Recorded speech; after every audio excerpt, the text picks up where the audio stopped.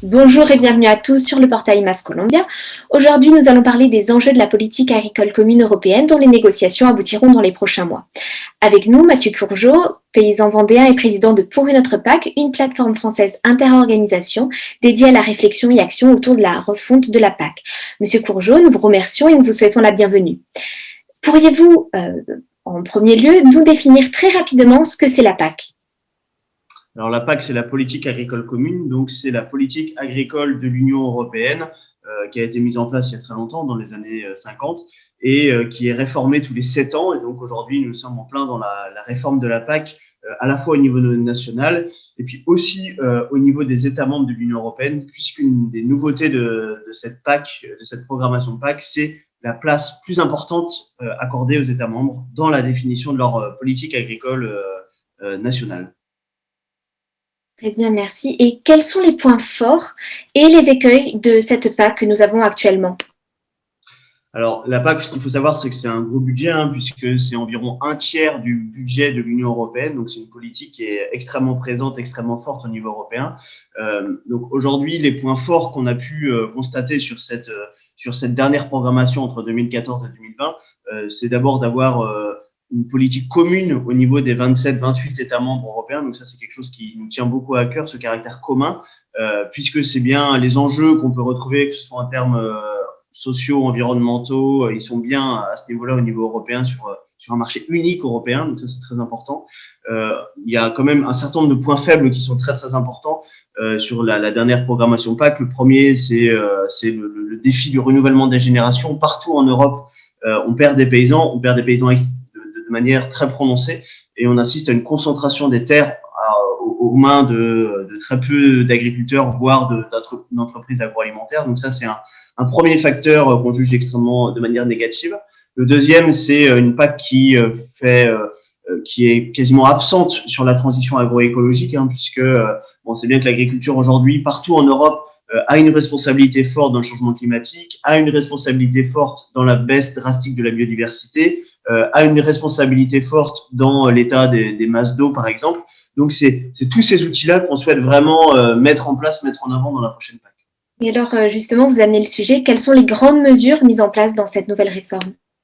Alors, pour la prochaine réforme, en fait, on est toujours en négociation à la fois au niveau européen, parce qu'on n'a pas encore le cadre européen. Donc là, ce qui se profile, c'est une latitude plus importante laissée aux États membres. Ce qui nous inquiète, puisque nous, ce qu'on demande, c'est vraiment que sur les défis européens, en termes environnementaux ou en termes sociaux, que sur ces défis-là, il y a des objectifs qui soient fixés, des objectifs ambitieux qui soient fixés au niveau européen. Ça a été le cas notamment sur le pacte vert, où la nouvelle Commission européenne a dégagé des objectifs relativement ambitieux, y compris en matière agricole. Et nous, ce qu'on demande, c'est vraiment au niveau européen d'avoir que la PAC soit raccord avec ces objectifs du Green Deal, du pacte vert. Donc ça, c'est une première chose.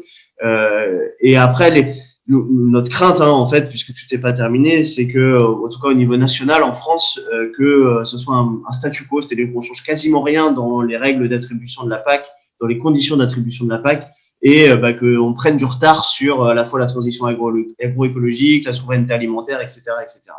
Alors, selon vous, cette nouvelle PAC, est-ce qu'elle est en rupture ou finalement elle continue avec les politiques agricoles précédentes ? En fait, on est encore en cours de négociation à la fois au niveau français et au niveau européen, donc on ne peut pas dire encore quelles vont être la teneur exacte de la réforme. Ce qu'on sait, c'est qu'il y a certains pays, je pense à l'Allemagne notamment, dans les choses qui sont sur la table en ce moment en négociation en Allemagne, sont des mesures relativement ambitieuses, que ce soit en termes de transition environnementale ou en termes même d'accompagnement au renouvellement des générations d'agriculture. Donc, il y a des pays qui ont sur la table des choses ambitieuses. Ce qu'on voit, c'est qu'en France, nous, on est quand même relativement inquiets de la faible ambition du ministre de l'Agriculture, notamment. Donc, notre crainte, c'est vraiment ça. C'est vraiment le statu quo, voire la régression sur certains points. Je pense notamment à l'agriculture biologique, par exemple. Et si on regarde la France, quels seraient les budgets alloués et quels producteurs, quel type de modèle productif aussi pourraient bénéficier de ces aides, seraient éligibles ? En fait, aujourd'hui, la PAC, elle fonctionne beaucoup. La grosse partie du budget de la PAC, ça fonctionne à l'hectare. Donc, c'est-à-dire que plus on a d'hectares, plus on a de surface sur une ferme, plus on a d'aide. Et donc nous, c'est vraiment ce modèle-là qu'on souhaite remettre en cause, qu'on revendique. Nous, ce qu'on revendique, c'est que l'argent public serve à ce qui sert à l'intérêt général, en fait. Donc, ce qui sert à l'intérêt général, c'est vraiment la transition environnementale et le renouvellement des actifs. Donc voilà, nous, ce qu'on souhaite, c'est vraiment sortir de cette logique-là d'attribution des aides à l'hectare, qui occasionne aussi le fait qu'il y ait les plus grandes exploitations, elles captent la majorité des aides. Aujourd'hui, en France, on est à peu près à 70% des aides qui vont à 30% des agriculteurs. Et en bas de l'échelle, on a toute une typologie tout un ensemble d'agriculteurs qui sont complètement exclus de la PAC, qui sont les oubliés de la PAC, alors qu'ils ont un réel bénéfice sur les territoires. Je pense aux maraîchers, je pense aux arboriculteurs, par exemple, qui ont vraiment des bénéfices en termes de création de valeur ajoutée, de création d'emplois, d'environnement, et qui sont aujourd'hui complètement exclus de la PAC. Donc ça, c'est vraiment quelque chose, nous, qu'on souhaite vraiment remettre en cause. Et ça, on sent qu'on a très peu d'écoute par rapport au ministère de l'Agriculture sur ces points-là, par exemple. Alors après, sur les nouveautés qu'il pourrait y avoir sur la prochaine PAC, c'est notamment, il y a une partie de l'enveloppe de la PAC qui serait dédiée à la transition environnementale, qu'on appelle les éco-schémas, éco-régimes. Donc c'est sur ces budgets-là qu'il y a une grande bataille, on va dire, entre les différents acteurs agricoles et autres, pour savoir si c'est des mesures qui accompagnent véritablement les agriculteurs à faire mieux sur l'environnement, ou si ce sont des mesures qui sont en fait attribuées sans véritable condition et qui du coup n'auraient pas d'impact sur la transition agroécologique.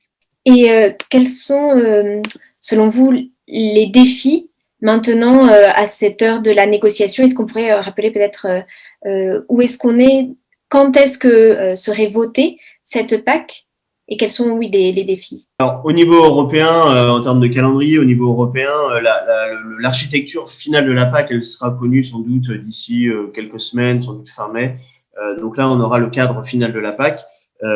Ensuite, au niveau national, on va avancer progressivement dans les discussions pour avoir un cadre final sans doute à la fin de cette année 2020, pour une mise en application pour les agriculteurs en 2023, donc dans 18 mois.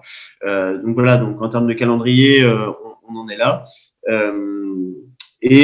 Après, dans ce qui reste important à négocier aujourd'hui, voilà, on est vraiment sur les tout débuts de la négociation. Donc nous, notre demande, elle est vraiment de la prise en compte à la fois des citoyens, puisqu'il y a des consultations citoyennes qui ont été organisées par le gouvernement, qui, si je résume assez rapidement ce qui s'est dit dans ces consultations citoyennes, c'est vraiment un appel à des changements de modèle, tout en préservant le revenu des agriculteurs.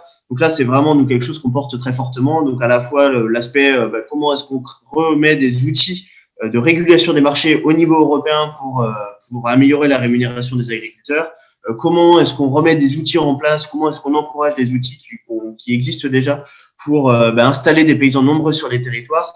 Et ça, c'est vraiment une condition importante, une condition sine qua non pour assurer derrière la transition agroécologique. Et alors, vous l'aviez un petit peu mentionné précédemment, mais est-ce que vous êtes optimiste par rapport au cours des négociations, par rapport à la France, en comparaison avec l'Allemagne, par exemple? Ce qu'on voit, c'est quand même qu'il y a des attentes extrêmement fortes, que ce soit chez toute une partie des agriculteurs qui souhaitent vraiment faire évoluer leurs pratiques, qui souhaitent vraiment remettre des dynamiques dans les campagnes, relocaliser l'alimentation. Donc on voit que dans le monde agricole, il y a de véritables attentes. Ce qu'on voit, c'est que il y a aussi de véritables attentes chez nos concitoyens.